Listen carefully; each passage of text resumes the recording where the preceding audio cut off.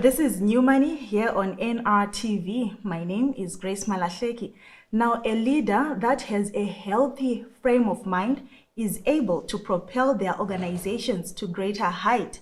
This week on New Money, I am joined by a professional counselor, an author, as well as the CEO of Inside Fitness 360, and his name is Honour.R. Welcome. Oh, thank you for having me here. Thank you. You're much welcome. Now, we are in the month of raising mental health awareness, and you are an advocate for emotional and mental health. What made you to pursue this path? Oh, that's because I think I'll just give a brief background because I wasn't always in mental health. So I started off in corporate finance, and I did that for 17 years. And after doing that for 17 years, I started feeling unfulfilled, and I was depressed even going to work and all that, even though I was compensated well. So I just thought there was something more to life and I could do more. So I started looking at things that came to me naturally and things that I could just do. So I realized I had a passion for reading books in psychology and studying the material. And my freshman year in college, I wrote a paper in psychology, and my professor actually told me that you should study this material. But since I was coming from Zimbabwe, I had that mindset, you study computers and finance, that's the future. So I decided to go back to my roots and explore if there was something there, a passion, and I ended up enjoying the material and decided to go back to school and study mental health. And also there's a history of mental health in my family. So I decided to capitalize on both these things and see if I can find a solution, purpose versus finding a solution as well. Yeah. You mentioned that you spent 17 years in corporate management. How was the switch like, from being in corporate to becoming an author and into mental health? That was quite a difficult switch, to be honest, because in finance, you use your logical mind. And I was used to working for somebody, grueling hours, because I was working for companies that were traded on Wall Street, and I was cleaning securities and all these things. So it was quite a shift on the mindset first, that I'm not using my logical mind, and it's not quick solutions, focused numbers. Now I'm dealing with people. And that shift was hard because in the social world, people move slow and they like to talk about emotions and feelings and things. So it was an adjustment, but I found it worthwhile because now I was impacting and giving something to humans as well. But it's quite a transition. And there was a time I was doing both of them, because when you follow your passion, it's not as easy because you're leaving full-time guaranteed employment and now you're starting something from scratch. So at times you have to balance both sides. So logistically, it was challenging, but eventually I got there. All right. This is pretty much interesting, I think. So your switch, Yes. right? So was it like the education system, was it a letdown to you? Because you pursued something that you eventually dropped after nearly 2 decades. Yes. So was the education system back then, did it not help you identify who you really wanted to be in life? Oh, I love this question. I totally love it. Yes, I can actually agree with that because the educational system that I grew up in, and when I was here, and even when I went to America, was more academic based.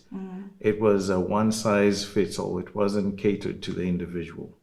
So there was a letdown because I did what brought the most money. I did what I was taught and trained to do.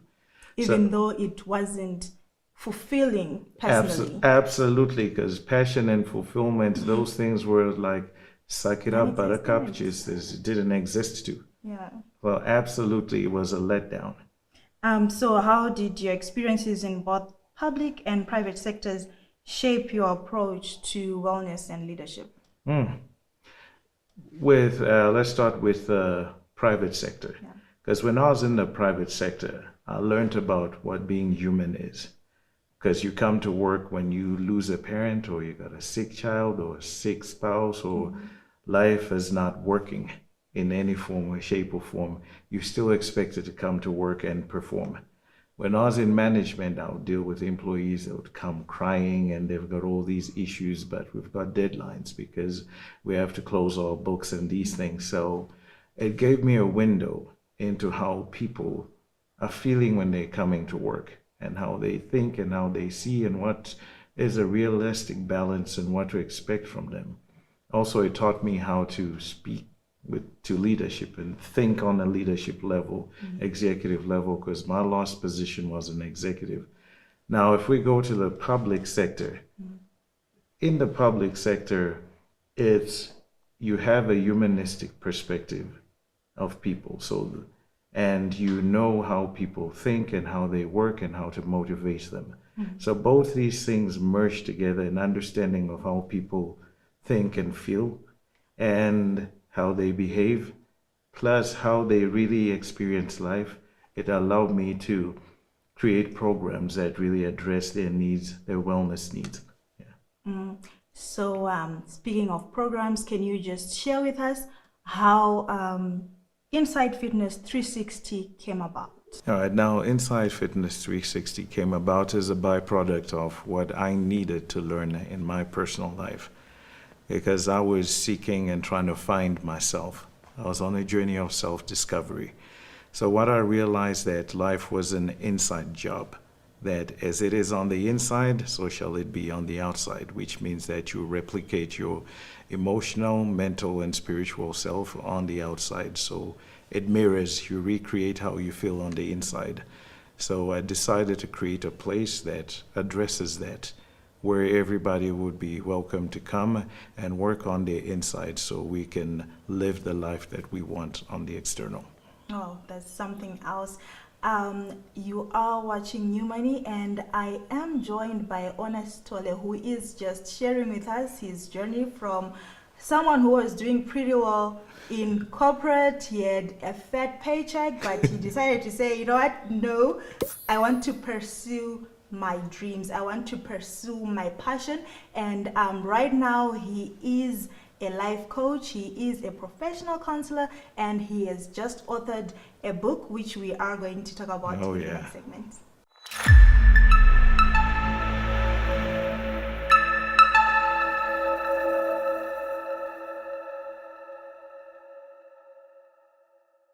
Welcome back to New Money, and this week I am talking to a life coach, an author, and an entrepreneur who started Inside Fitness 360. Now, I'm sure in your line of work you get to meet a lot of people, but what interests me the most is people who are in leadership.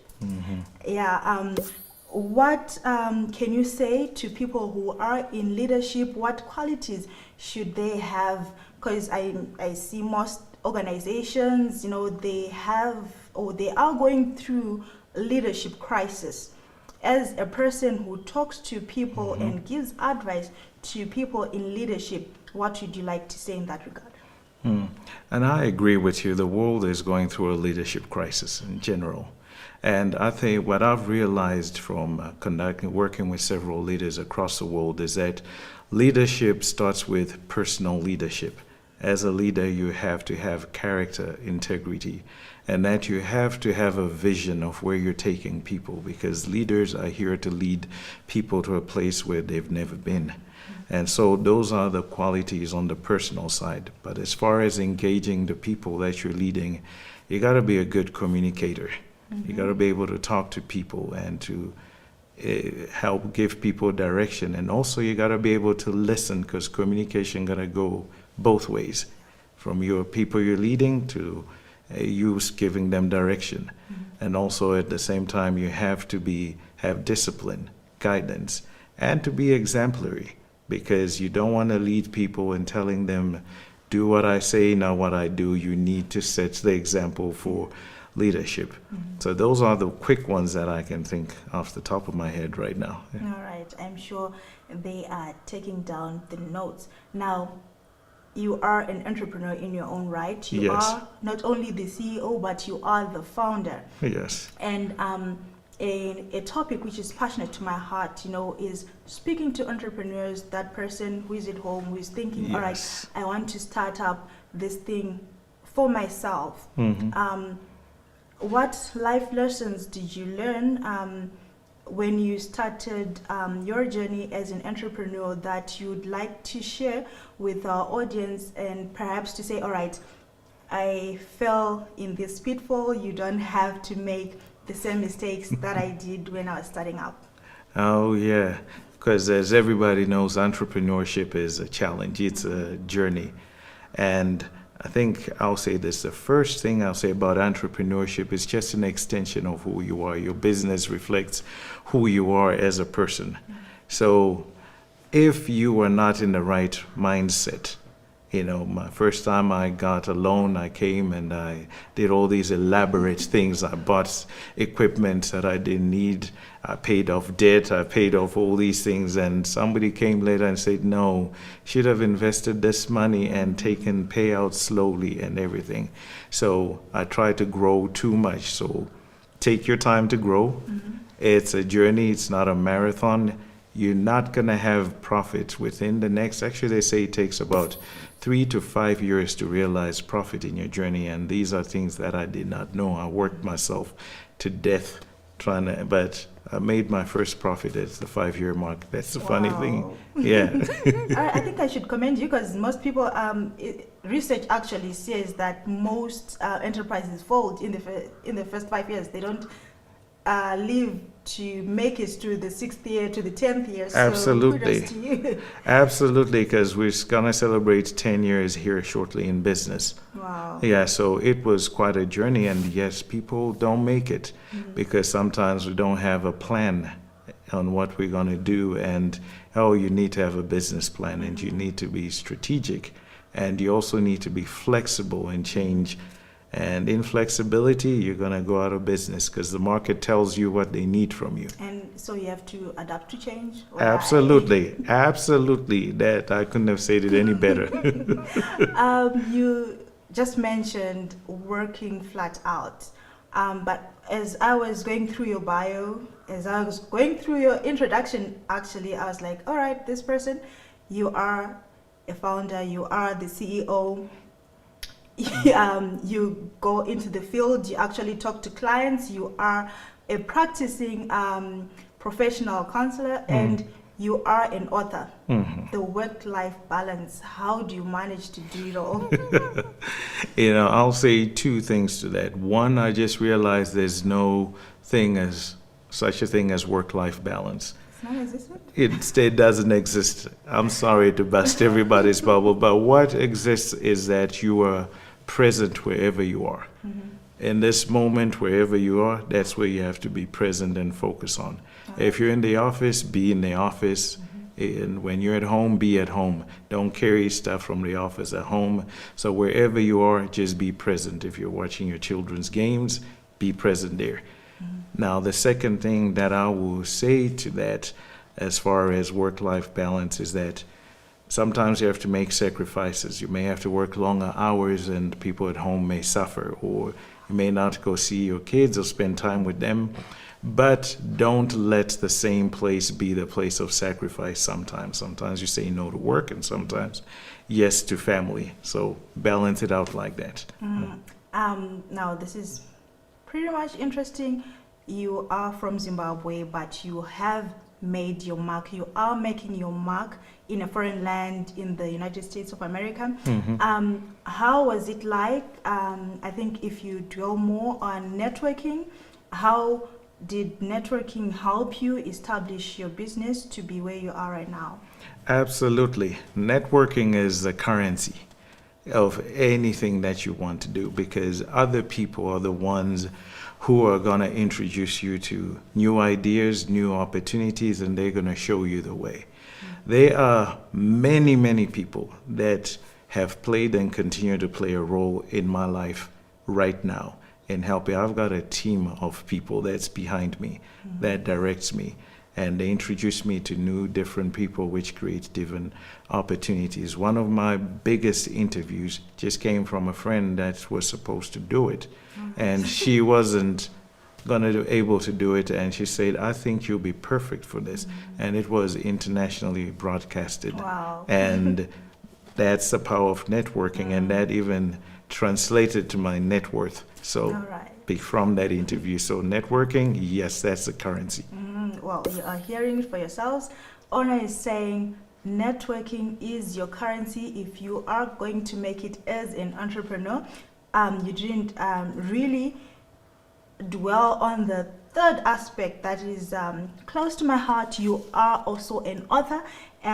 You have penned this book, Dared to Be, but we are going to dwell more on this in our third and final segment. Sure. Don't go away.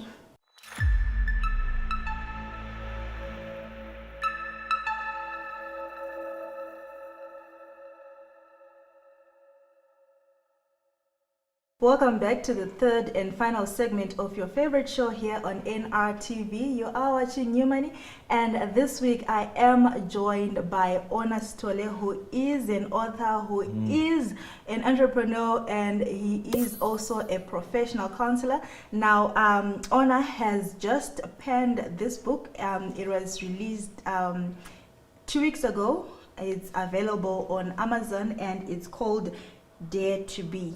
Yes. Honour, where did you get the time to write this book? In between places, sometimes when I was flying places, I'll sit on the plane and write, wake up early in the morning, and just whenever I had an idea, record, dictate in my phone. So we never had brief moments. All right, so how long did it take you to actually come up with this wonderful book? In honesty, it took 14 years because I was writing it through the experiences, personal experiences, and also the sessions we had with various counselors, through clients that we've counseled in my office. But to pen the book, the actual writing, it took about a year. All right. So if you managed to grab a copy of this book, know that you are reading 14 years worth of life experiences that Honour managed to put together for you. Now, who does this book speak to? When you were writing this book, who did you have in mind? This book is dedicated to people who are ready for change and who are ready for growth. And this covers anybody at any level of life, whether you're a doctor, lawyer, teacher, mother, father, wherever you're ready to ready to become something other than where you are. This book is dedicated for you. All right. I'm sure that's the most difficult part in anyone's life journey. You realized yours 17 years into your corporate life, but is it that easy, for someone to say, all right, I think I'm ready for that change. I want to change the trajectory that my life is taking. As a counselor, what would you say to people, who are at crossroads right now? Yeah. First, it's not easy. It is not easy. It is the most difficult because you've got your life established in one area, and now you're about to change. And if you have responsibility, children, all this, you're at a certain income bracket. Now you're thinking, I have to switch, so I have to match to the same, the same income level. So that's where the daring comes in, because you're gonna need to have the courage to pursue. You're gonna have to dare to swim against the grain, because you're going against society. Because sometimes in our society, you're told, man, you're too old to do this, or everything that first grade teacher, whatever I think, how I was raised, my environment, my culture, expects me to be doing certain things. So you have to dare to swim against that. So it's going to require a lot of courage. You're going to have to be sure that this is what you want to do, and then go after it. And you have to shut the voices out. Yeah. That's what I would say to anyone who's choosing to change right now. All right. So how would you recommend for someone to overcome and imposter syndrome? I actually get this question a lot, especially when I was speaking with in Toyota in America recently. Somebody asked me the same question. I've heard it twice now. Now, if we look at it, there's two things that I'll say. Because when we're dealing with self-doubt and imposter syndrome, sometimes we may be in a position that's not designed for us. Maybe I've applied for a job that's bigger than me, and I'm not feeling adequate, and I'm afraid that they're going to find out. It's like me going to NASA right now and doing the math to send a rocket to the moon. That rocket is going to be here, for years, because they ain't going nowhere, because that's not my field. But in those situations, leave, get a job that best suits you. Or go in your right environment. And the second thing is, sometimes whenever you start something new, like a new job, or you become a new mother, husband, wife, whatever it is, you're going to feel inadequate because it's a new role. So as you do that, just know that I'm growing within this role.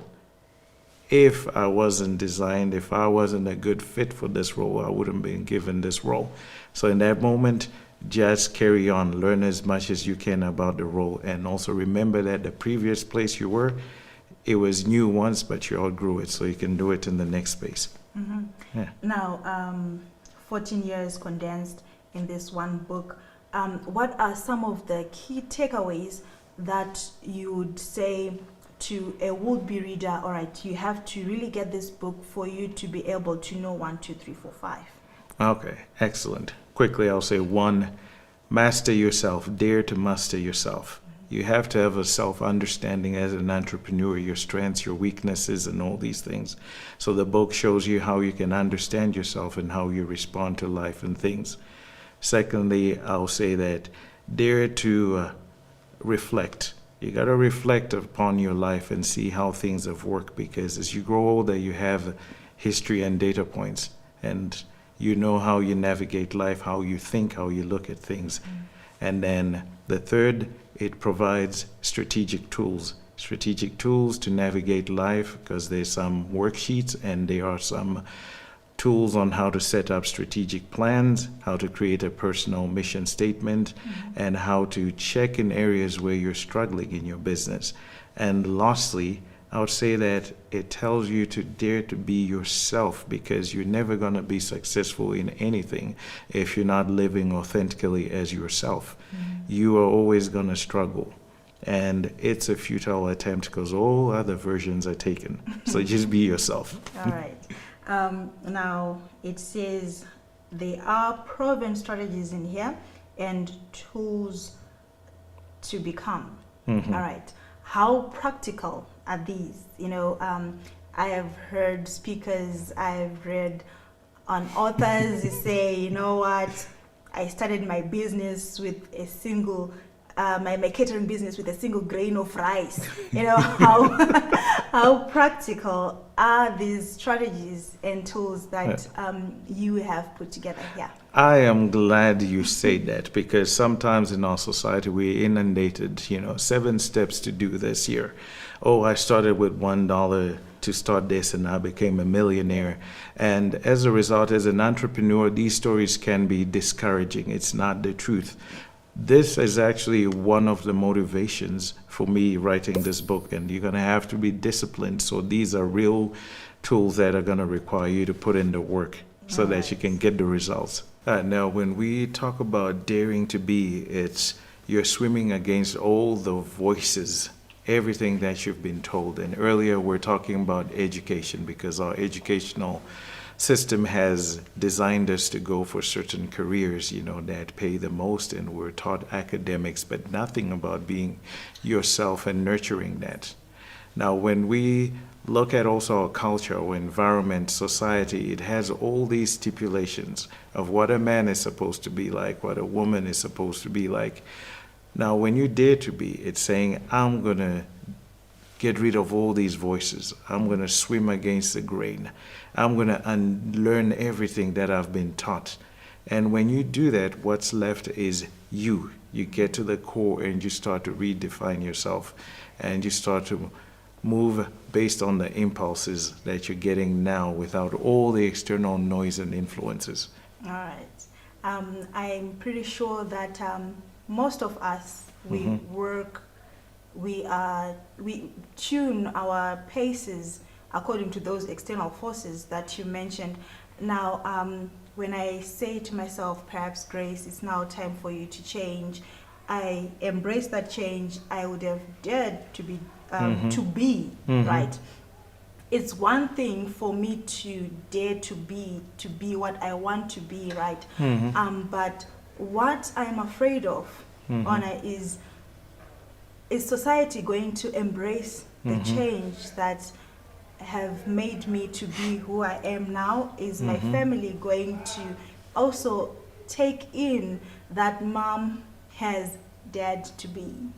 That's a very good question. Now, anytime there's change, people are not going to be open to change, because if you change, let's say if you change, the children have to change, your parents have to change, your friends have to change, because it's a ripple effect. So sometimes when we change, society doesn't like that. So they want to beat us back into position or the role that I play in life so that I can feel comfortable. So when you decide to dare to be, you're going to have to choose to stand alone. And it's got to be that important to you, whatever you're choosing to be. People will adapt. When I switched from finance, because that's how people knew me, they thought I'd lost my mind because I was at the top of my game. I was making significant income, and I was being hired, and I could name my rate because I was consulting. But when I said I'm going to do psychology, and they said, he lost his mind. But in the end, now all those people were naysayers. People were bringing their children to my practice. These are people who see what I saw. So you have to cherish this vision and believe in it and guard it jealously. All right. So I have dared to be. What are some of the benefits, that someone can get, when they've decided to say, all right, I want to come out of my shell, I want to change the direction my life is taking, my career is taking? What are, some of the benefits? I hope you have listed them in here, or Absolutely. you have highlighted them. So for the benefit of that person, just to spur them to go and get a copy. Absolutely. There's actually a chapter in here called Why Dare to Be. So one, you live as you, because pretending is hard. It's exhausting whenever you come to work and you're not yourself. You go home, you're tired because you're playing a role. But right now I'm just being myself. This is me. If you wake me up at 1 a.m., this is who you're going to get. And people pay me to be me. So it's less work. So you get also the fulfillment. You live a fulfilled life because you're doing everything from your heart and from your soul, and everything is, when it's in alignment, it requires less energy and you benefit from it too. And 3, the most important for entrepreneurs and leaders out there, finances. If you know, money is a current, they call it currency because it's energy. Money is attracted to people who are doing what they were created to do. People will hire you, people will like you, you'll get promoted. So that's enough. I'll share the rest. You can get the book and you can figure it out. I will definitely. I'll leave this place with this book, because my crew, I'm sure they're going to scramble to get this copy. Now, Yes. You managed to launch this about a fortnight ago? Yes, September 24th. That's a fortnight exactly. Yeah, yes. How has the reception been like? Well, if I'm basing on the reviews that I've been getting, because so far I can brag and say we're still at 5 stars on Amazon. Wow. Let's keep it like that if you buy this book. So, so far the good reviews that I've heard, people have gotten the message. I can see that it's resonating with people. And someone said they've been underlining since they even started in the first chapter.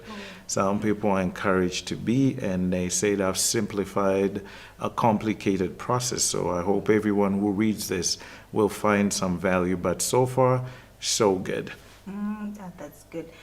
So what legacy do you hope to leave through Dare to Be? You know, this concept of dare to be came from my old high school because I went to Ellis Robbins Boys High School. Fash, wow, you No know. fashion. Yes, and our motto at Ellis Robbins was, "It's better to be than to seem to be." So, daring to be means that you live as you. When I'm in my practice, we see so many people are depressed and frustrated and anxious based on what they're seeing on social media. It's robbing people of their lives and their joy because they think other people are living life better than what they are. But I live in the basement of people's lives. I've worked with people from the poorhouse all to the White House. And I've noticed that everybody's got something. We're not as living as people think. So the people that are happy are people who are content and who are living as they are. So the legacy that I hope everyone can get from this is be yourself. You were uniquely created. You were wonderfully made. You have only a unique thing that you were given to come to this earth to give us. Just as unique as our fingerprints are, that's as unique as this role. It may be even being a mother, a father, a teacher, even a janitor. I mentioned a janitor who taught me a lot in this book. You're working a night with him. So that's my legacy. Be who you are, embrace it and work from it, and life is going to unfold in a way that you did not even imagine. Wow, thank you so much, Honour, for having No, joined us. thank I you. must say that this has been one of the most enriching episodes Thank that you. I have had here on New Money. I have been talking to Honour Stole, who is an author, who is a professional counselor, who is an entrepreneur, and we were just also talking about dare to be. You can dare to be anyone, anything that you want to be, and he has just condensed 14 years of his life experiences in this book. He has put together some proven strategies and tools to help you dare to be.